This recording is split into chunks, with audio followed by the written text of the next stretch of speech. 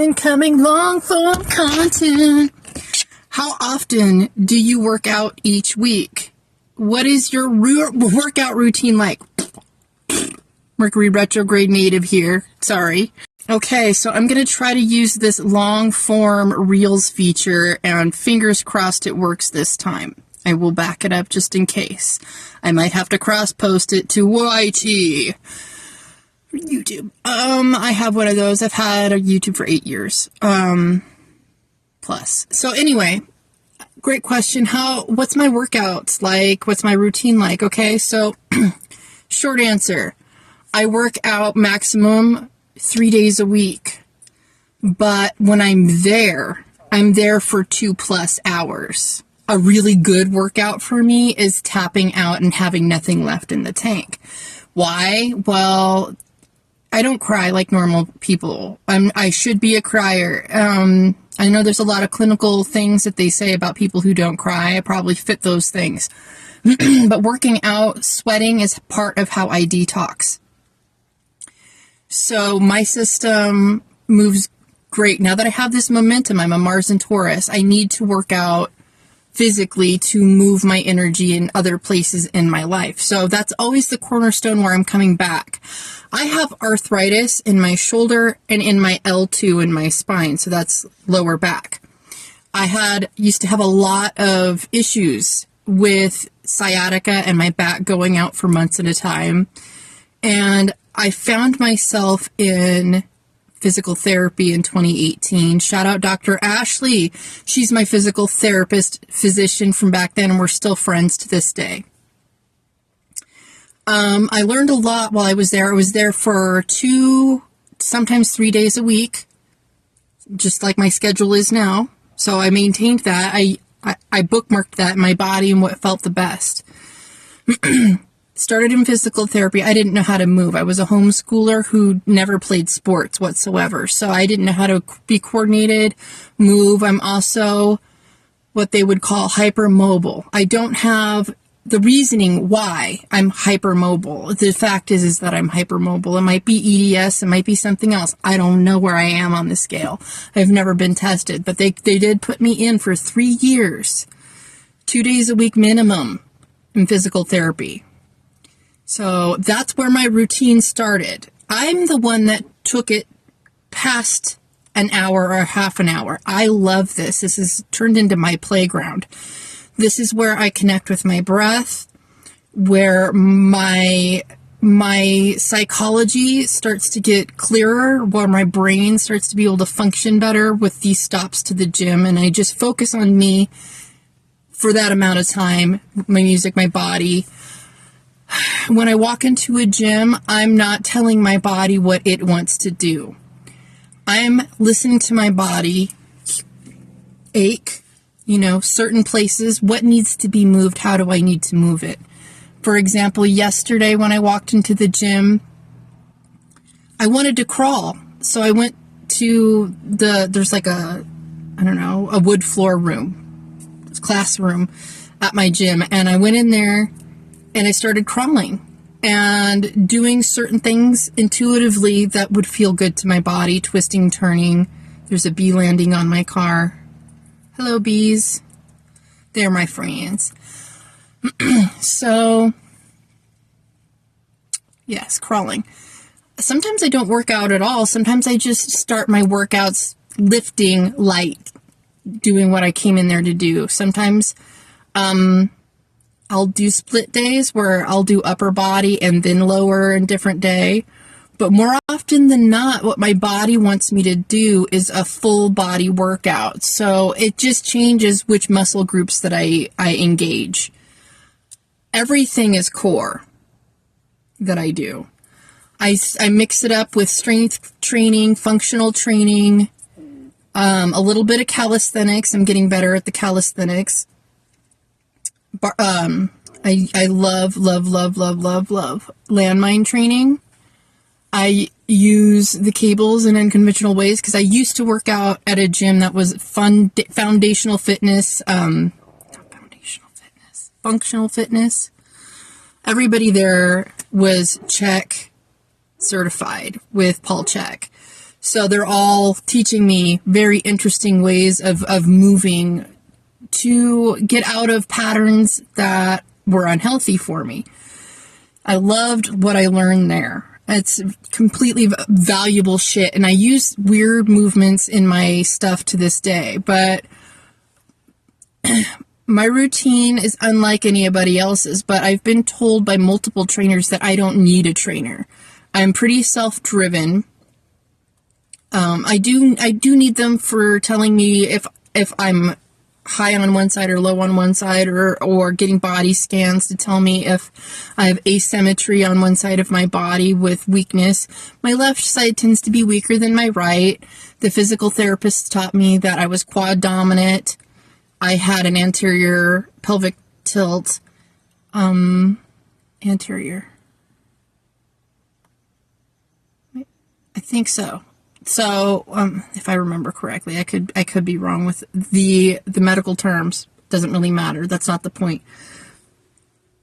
I tend to drill what they taught me regularly. I just do it heavier and heavier each time. So, I learned a lot from there.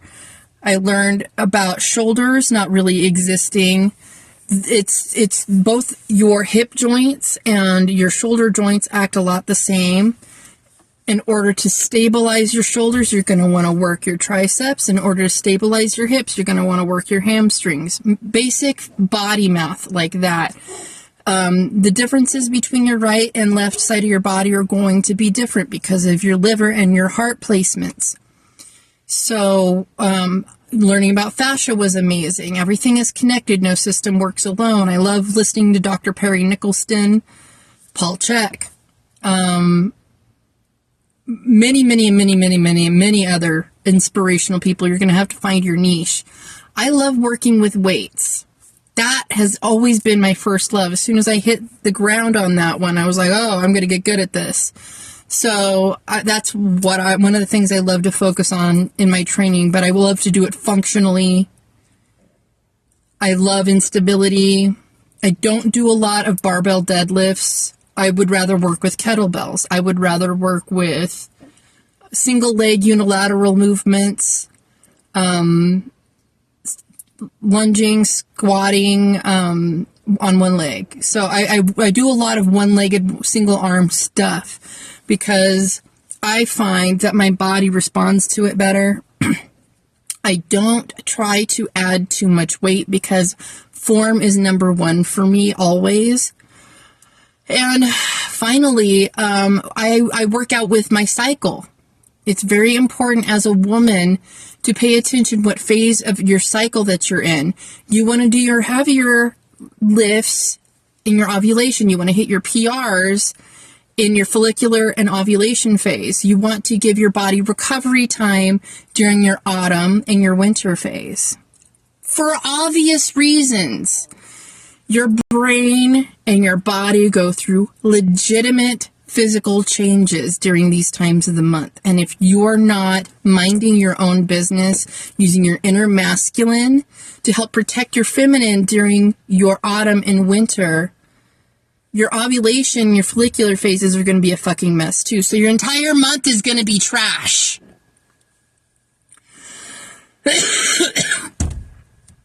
That's why your months suck, is because you're not paying attention to babying yourself during your autumn and your winter. So that's why I wrote Ungirl Bossing your cycle. It is a foundation for how my workout routines, my fitness routines are. One of the reasons why I wrote that book is because I have endometriosis, and I've worked on so many things, and there's a lot of comorbidities that come with endometriosis and other autoimmune conditions. So I'm a poster girl for a system that was born to be haywire, and trying to do everything in my power with my labs from the doctors to take control of my body. And my body's in great health, and I keep improving with age. I'm a powerhouse at this. I'm so proud of myself. Anyway, so working with my cycle. I wouldn't call it cycle syncing as much as cycle mindfulness. You know, being completely aware and using your body as an inner guide, do you know how wise your physical body is and how connected to your emotions it is? It will tell you, listen, you got to get into your meditative state during your workouts. This is crucial for my routine, is listening to my body talking to me. It will tell me where my lymphatic system needs to be flushed out through movement, touching, movement, barbell